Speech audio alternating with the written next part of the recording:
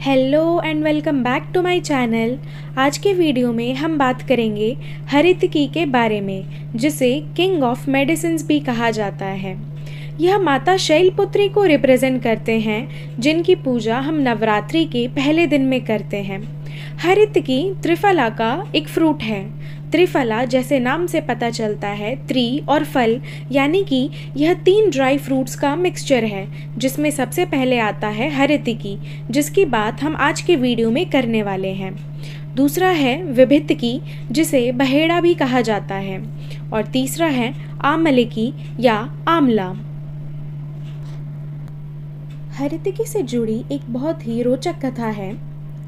एक समय स्थिर चित्त से बैठे हुए भगवान दक्ष प्रजापति से दोनों अश्विनी कुमारों ने यह बात कही कि हे भगवान, हरितकी कहाँ से उत्पन्न हुई, और उनसे जुड़े बहुत सारे अन्य प्रश्न भी किए।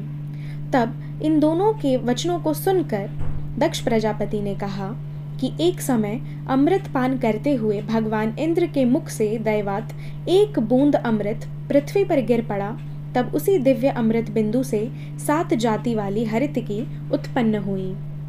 अब बात करेंगे हरितकी के 7 जातियों के बारे में, जो हैं विजया, रोहिणी, पूतना, अमृता, अभया, जीवंती और चेतकी। सबसे पहले बात करेंगे इनके हैबिटेट या उत्पत्ति स्थान के बारे में। तो विजया विंध्य पर्वत पर पाई जाती हैं, रोहिणी प्रत्येक स्थानों में, पूतना सिंध देश में, अमृता और अभया चंपा या भागलपुर जो बिहार में है, जीवंती सौराष्ट्र जो गुजरात में है, और चेतकी हिमाचल प्रदेश में पाई जाती हैं। फिर बात करेंगे इनके स्वरूप या आइडेंटिफिकेशन के बारे में। तो विजया हरितकी लौकी की तरह लंबी और गोल होती है, रोहिणी गोल होती है, पूतना गुठली जितनी बड़ी और आकार में छोटी होती है, अमृता मांसल यानी गूदेदार होती है, अभया 5 रेखाओं से युक्त होती है, जीवंती सोने के समान रंग वाली, और चेतकी 3 रेखाओं से युक्त होती हैं। फिर बात करेंगे इनके थेराप्यूटिक एट्रीब्यूट्स या फिर प्रयोग के बारे में। तो विजया का प्रयोग सभी रोगों में होता है। रोहिणी का अगर कहीं घाव हो जाता है शरीर में, वहाँ पर इनके पूरण के लिए इस्तेमाल किया जाता है। पूतना का प्रयोग प्रलेप या लेप के लिए किया जाता है। अमृता शोधन यानी प्योरिफिकेशन के लिए हितकर होता है, और आँखों के रोगों में अभया सबसे उत्तम होती है, और जीवंती संपूर्ण रोगों का हरण करने वाली होती है, और चूर्ण के लिए चेतकी सबसे उत्तम होती है। इनमें चेतकी 2 प्रकार की होती है, श्वेत और कृष्ण। इनमें जो शुक्ल वर्ण वाली होती है वो 6 अंगुल की होती है, और कृष्ण वर्ण वाली 1 अंगुल जितनी लंबी होती है। अब इनमें कोई हरितकी खाने से, कोई सूंघने से, कोई छूने से और कोई देखने से ही मल का भेदन करती है, अर्थात दस्त साफ होता है। इस प्रकार हरितकी 4 प्रकार से दस्त कराती है, खाने से, सूंघने से, छूने से और देखने से। अब जो मनुष्य चेतकी जाति की हरड़ के पेड़ की छाया के नीचे पहुंच जाते हैं, उनको उसी समय दस्त आने लगता है।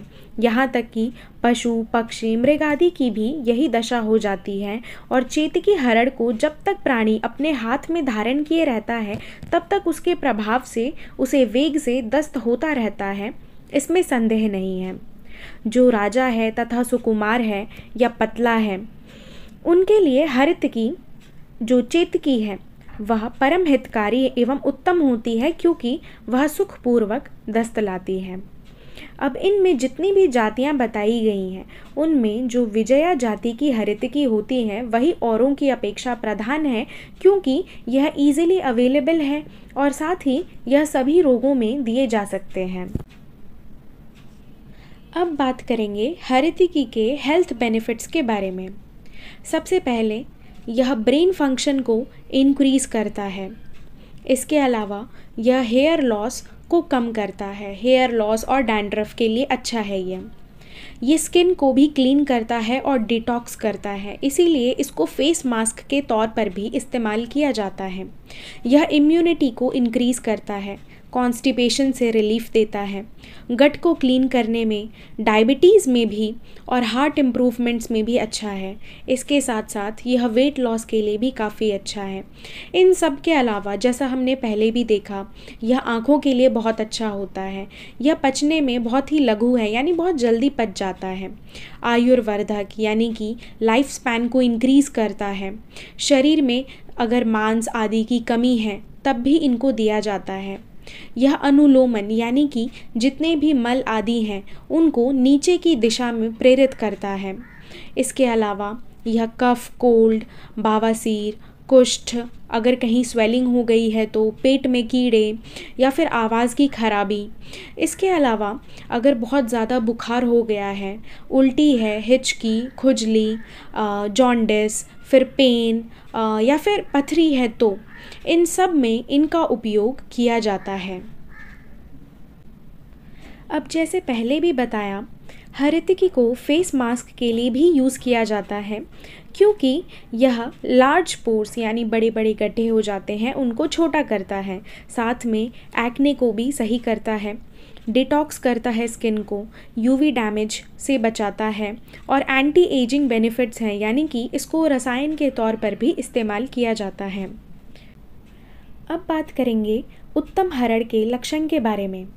तो वह गोल होती है, ठोस, वजनदार, पानी में डालने पर डूब जाए, वही उत्तम और अत्यंत गुणकारी मानी जाती है, और उसका तौल भी 2 बहेड़े के बराबर हो, वही उत्तम है।